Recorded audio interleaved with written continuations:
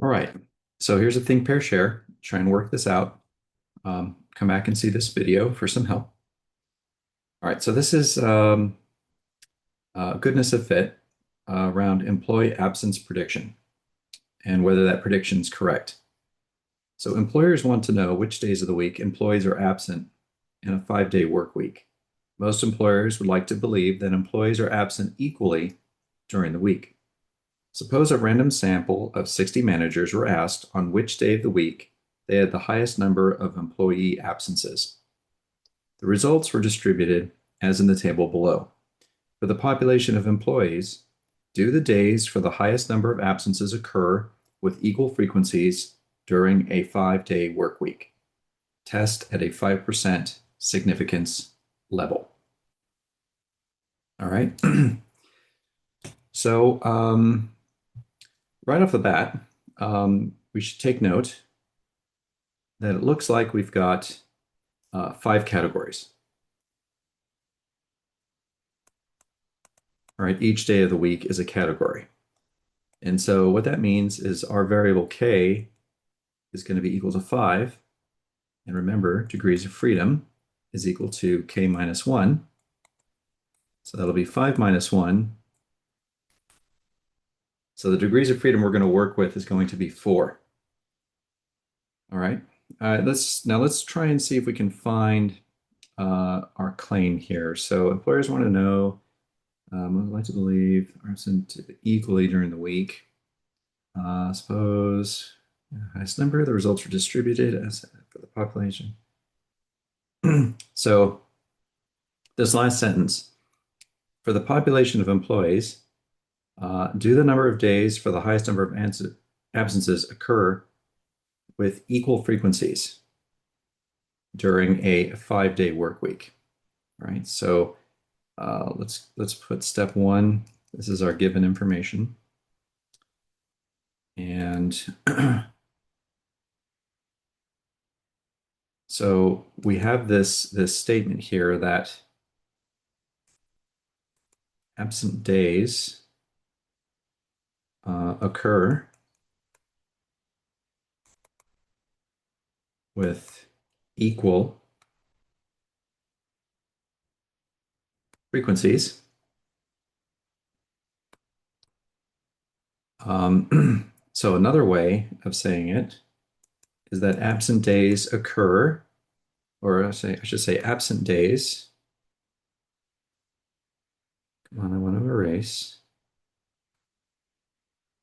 Serenity now.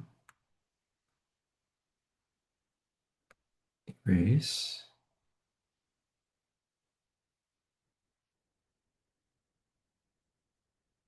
There we go. Okay. So absent day, let's see, yeah, I guess I'll just say frequency follows the uniform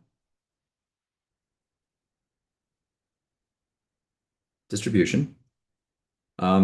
So if these absent days occur with equal frequencies, that'll also imply equal probabilities.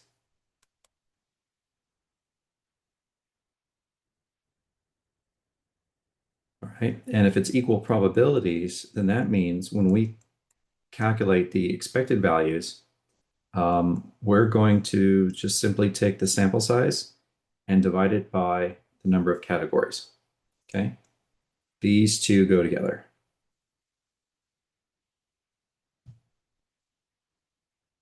All right. So that's good to know. Now, what's written here is also going to be our original claim. Okay, so that's our original claim. And let's see, what else have we got?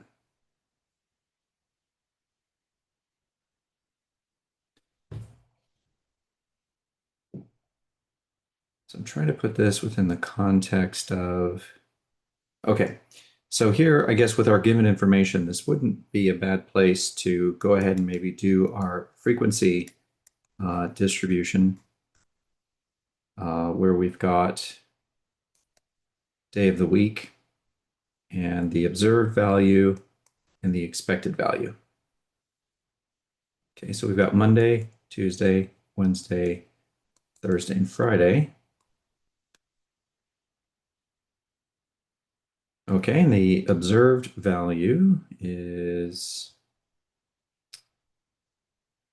let's see here, 15, 12, 9, 9, 15 again. And the expected value is going to be our sample size, okay, divided by the number of categories. So what was our sample size? I think it was 60 managers. Okay. And then we said K was equal to 5. So our expected value is going to be 60 divided by 5, which is going to be 12.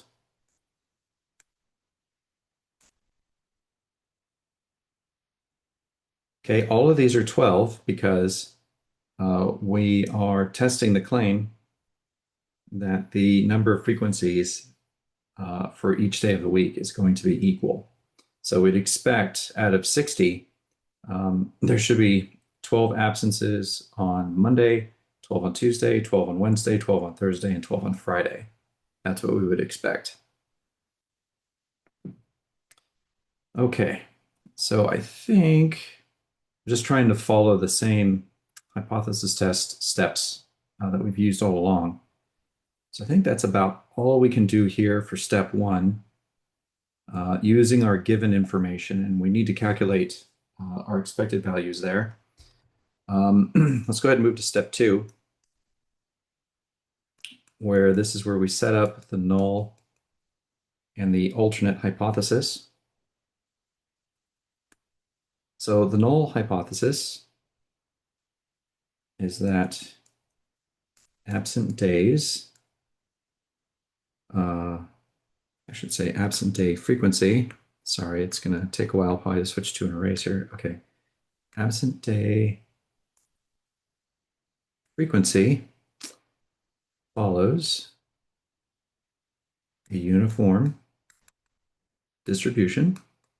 Okay, that is our original claim.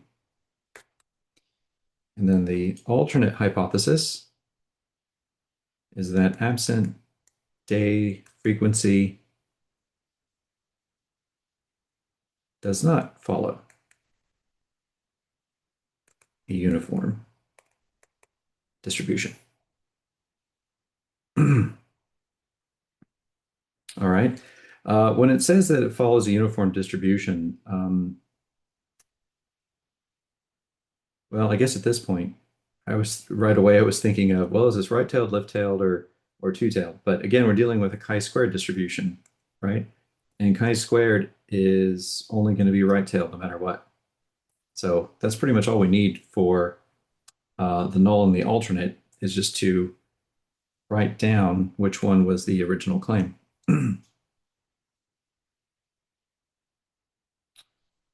Okay, now step 3 would be to calculate our test statistic and the associated p-value, the related p-value. All right, so for that, we need to use our goodness of fit calculation. So let's go here, go to the list editor, and I went ahead and I put the observed values.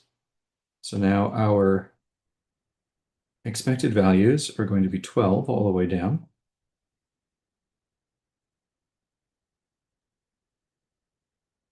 All right, there we go. Switch that up there. All right. And I did it on this calculator as well. Okay, so we'll just do 12 all the way down.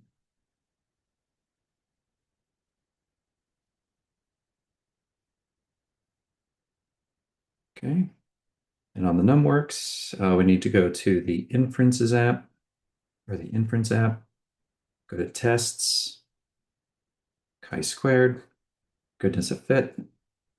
Okay, I put in the observed. Now the expected is just going to be 12 all the way down.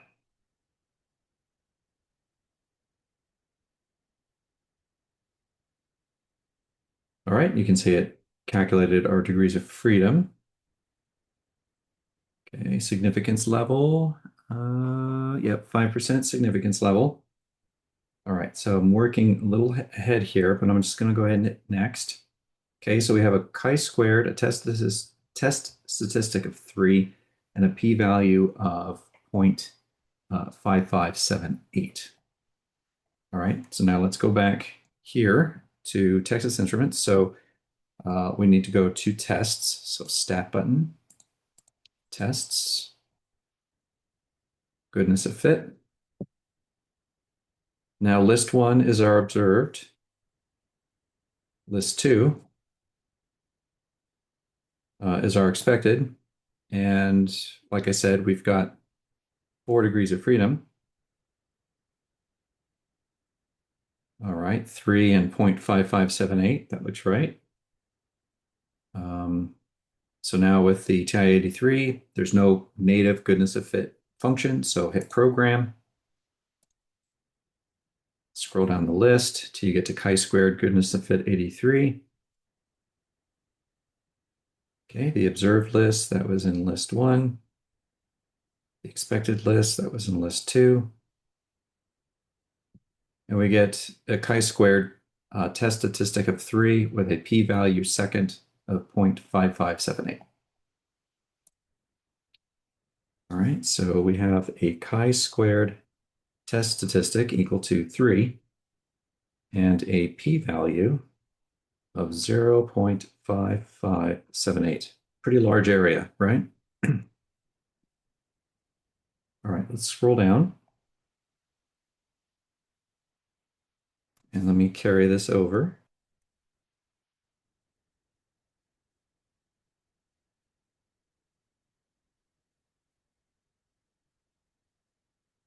All right. Okay, I'm trying to scroll down. Oh, gosh. Serenity now. Okay. 5578. All right. Step 4 is to sketch our distribution. Okay, so now this is going to be completely right-tailed. So it'll look right skewed. Maybe something like that. Okay, right-tailed. This is our chi-squared critical value. And then adjacent to the critical value is our significance level area of 0.05. Above the tail is to reject the null. And then above the confidence level would be fail to reject the null. Okay, so we have to calculate this critical value. Scroll down just a little bit. There we go. So let me do this with NumWorks first because that'll be easiest. So if I click on Home and I go to the Distributions app, all right, let me backtrack. Okay, so Distributions app, I want to go to the chi-squared distribution. Degrees of freedom is 4. And I want the area to the right, which is a significance level of 0.05. And I've got 9.49. So I'll do 9.49. That's going to be close enough here.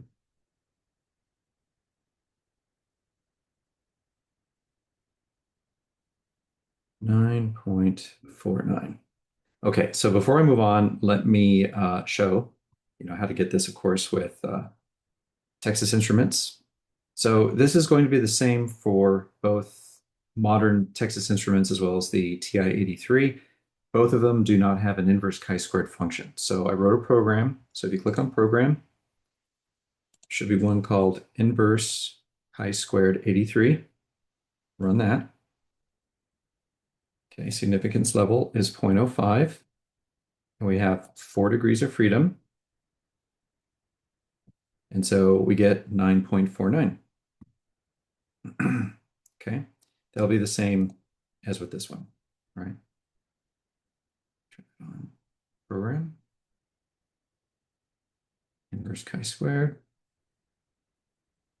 0.05, 4 degrees of freedom.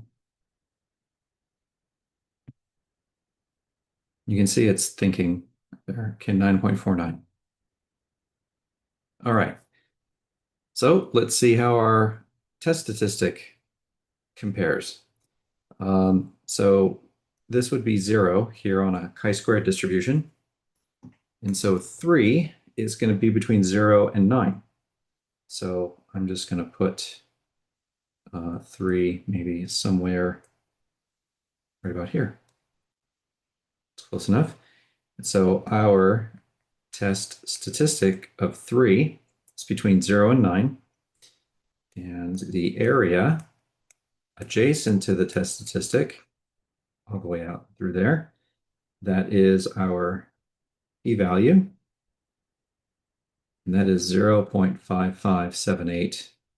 Right, that's huge. So remember, if p is smaller, reject the nuller. Okay. But comparing oranges to oranges, okay, the p-value is not smaller, it's much larger. So that tells us we're going to fail to reject.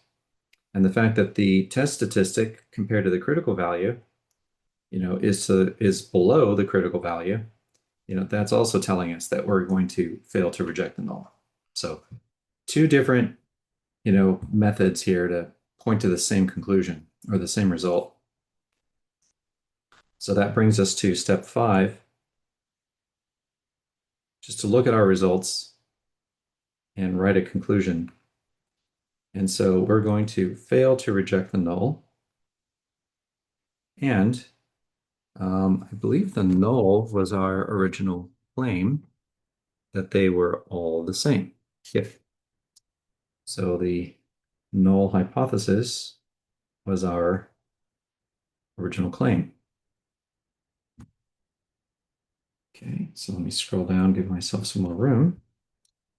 Okay, fail to reject the null, and the null was our original claim. So there is not sufficient evidence to support rejection of the claim that. So kind of surprising.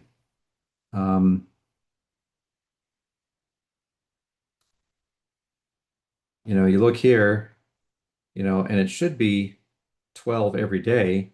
Some days, it was 3 days over. A few days, it was 3 days under.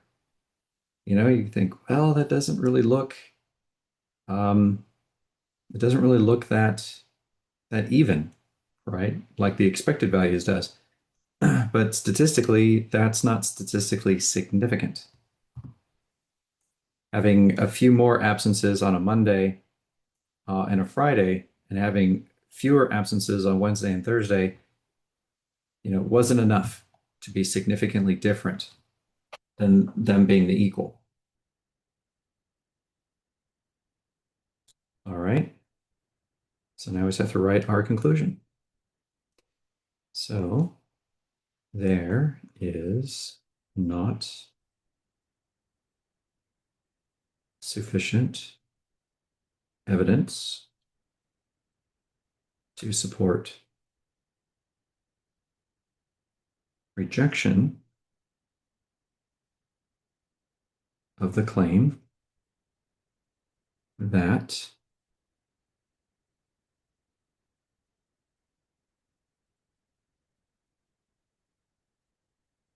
absent days occur. I added an extra E that shouldn't be. Occur with equal frequency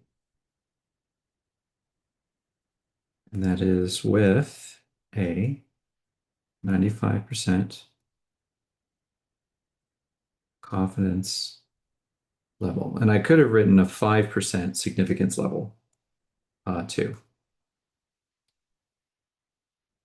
All right, that is my conclusion. So just kind of running all through all the same steps. Now we're only dealing with the right tail distribution, makes things a little simpler. The calculator will calculate our test statistic and our p-value for us. We just need to, kind of interpret this word problem and deduce, what kind of test that we're doing here based off the information that was given, and use the appropriate hypothesis test. And I know I make that sound simple, but of course it takes practice, to get this right. All right, let me know if you have any questions.